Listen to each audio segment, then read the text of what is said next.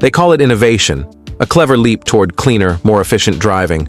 Every modern diesel vehicle now comes proudly equipped with auto start-stop technology, a feature meant to save fuel, reduce emissions, and make you feel like you're driving something smarter than ever before. But what if the truth behind this green technology isn't as bright as it seems? What if, instead of protecting your engine, it's quietly wearing it down, one stoplight at a time? When the system first appeared, it was marketed as the perfect solution for city driving. You pull up to a red light, the engine shuts off, silence fills the cabin, and your dashboard lights up with that reassuring message, "Start-Stop Active." You wait a few seconds, the light turns green, and the engine springs back to life. It feels effortless, modern, efficient, even futuristic. But beneath that smooth performance lies a mechanical struggle that few drivers ever notice. Manufacturers boast that this feature can improve your fuel efficiency by 3 to 10%, especially in urban traffic. Those numbers look impressive on a brochure, but they're built on tests that don't match the reality of everyday driving. These tests are conducted in perfect lab conditions: mild temperatures, short stops, no air conditioning, no heating, and no electrical load from wipers, defrosters, or headlights. In those perfect conditions, yes, the numbers look great. But step outside the lab, and the story changes dramatically. In the real world, start-stop systems often stay inactive when you need your car the most, in extreme heat or cold. On a freezing morning, your heater draws power to warm the cabin. On a sweltering day, the air conditioner kicks in to keep you cool. Both situations require the engine to stay on, which means no start-stop, no savings. Even when it does activate, the difference it makes is microscopic. A diesel engine idling for 1 minute burns only a few drops of fuel, often less than what it takes to restart it. When you add in the energy and fuel needed for constant restarts, the promised savings begin to vanish. And while you may not notice it immediately, the constant stop and start cycle is taking a silent toll on your vehicle's most important systems. The battery, for example, bears the brunt of this burden. Diesel engines require massive bursts of electrical power to crank, far more than gasoline engines. Every time the system restarts your engine, the battery delivers an enormous surge of current. In city traffic, that could mean 10, 20, even 30 restarts a day. To cope with this, automakers use advanced AGM, absorbent glass mat, batteries, which are stronger and designed for deep cycling. But there's a hidden cost. These batteries are expensive, sometimes double the price of standard ones, and they degrade much faster under the demands of start-stop systems. Instead of lasting 6 or 7 years, they might only survive 3 or 4. And when they finally fail, it's never convenient, often leaving drivers stranded with no warning at all. The starter motor suffers too. Traditional starters are designed for about 30,000 to 50,000 starts over their lifetime. But in vehicles equipped with start-stop systems, that number can easily triple. Even though modern diesel vehicles use reinforced starters to handle the extra load, the constant use still leads to faster wear. Heat builds up, the internal brushes deteriorate, and the electrical components weaken. Many diesel owners begin to experience starter failures around 60,000 to 80,000 miles, far sooner than they would in a car without the system. But the biggest problem, and the one that most drivers never hear about, is oil pressure. Diesel engines rely heavily on a consistent flow of oil to protect their internal parts. Every time your engine shuts off, oil pressure immediately drops to 0. That means for a few seconds, critical components are running dry. The turbocharger, high-pressure fuel pump, and timing chain tensioners are particularly at risk. These parts are designed to operate under constant lubrication, not to stop and start dozens of times a day. Think about your turbocharger for a moment. It can spin at over 100,000 revolutions per minute. When you come to a stop and the engine shuts off, that turbo is still spinning, but now it's doing so without oil flow. The metal inside heats rapidly, and microscopic damage begins to form. Over time, this tiny wear builds into something much bigger: reduced efficiency, increased friction, and eventually, failure. The same goes for high-pressure fuel pumps that operate under extreme forces. Even brief interruptions in lubrication can cause costly long-term damage.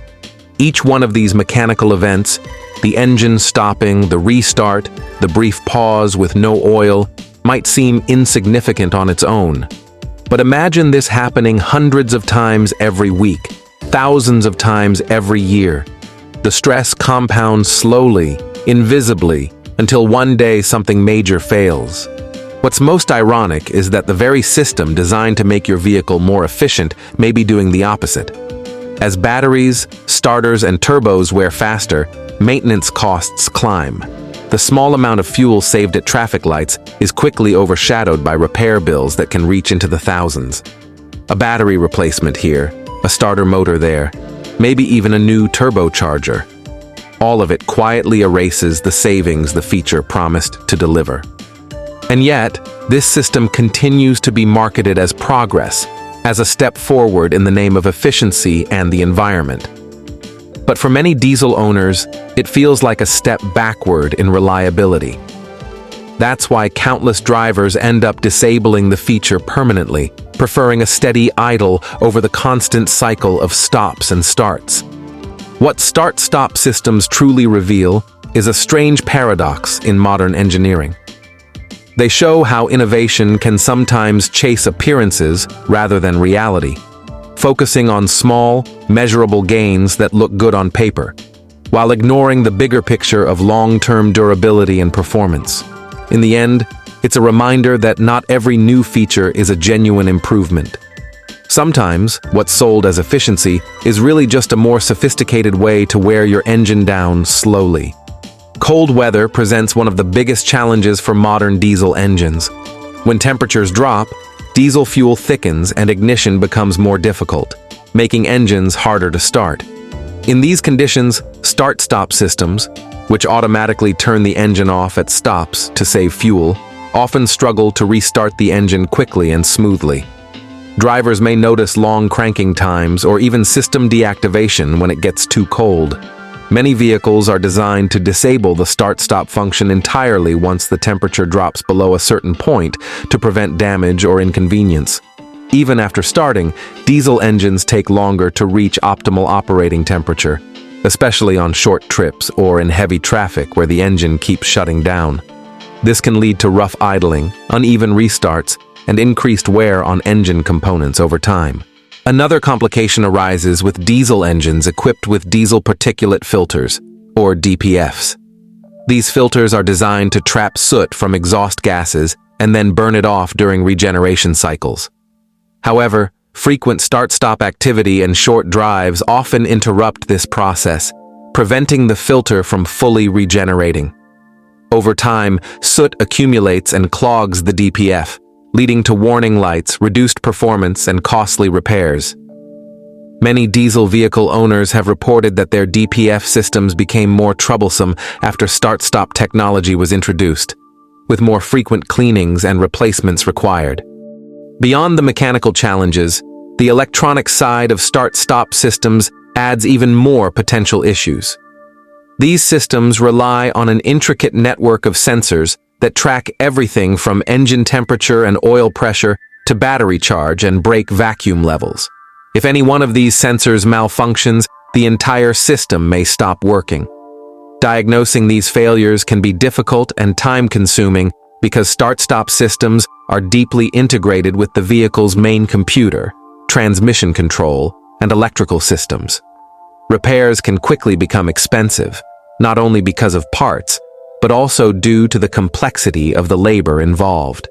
Given these drawbacks, it's natural to wonder why manufacturers continue to install start-stop technology in nearly every new car. The primary reason is not customer demand, but compliance with ever-tightening emissions and fuel economy regulations around the world. Governments are pushing automakers to reduce carbon emissions and improve fuel efficiency, and even a small reduction in fuel use, achieved mostly under controlled test conditions, can help manufacturers meet legal targets. These results also improve a vehicle's official fuel economy figures, which look appealing to both regulators and consumers. In marketing, it creates the impression of innovation and environmental responsibility, helping automakers present their vehicles as modern and eco-friendly. There's also a financial angle. Start-stop systems can generate additional income for dealerships and service centers. Because they place extra strain on components like starter motors and batteries, these parts often need replacement sooner than in cars without the system. Diagnostic work and system updates also bring vehicles back into workshops more frequently. In this way, start-stop technology not only helps automakers meet environmental goals, but also sustains an ongoing stream of maintenance-related revenue. To be fair, the technology has improved greatly over the last decade. Today's systems are much smarter and more adaptive. Modern battery management systems continuously monitor voltage, temperature, and charge levels to ensure reliability.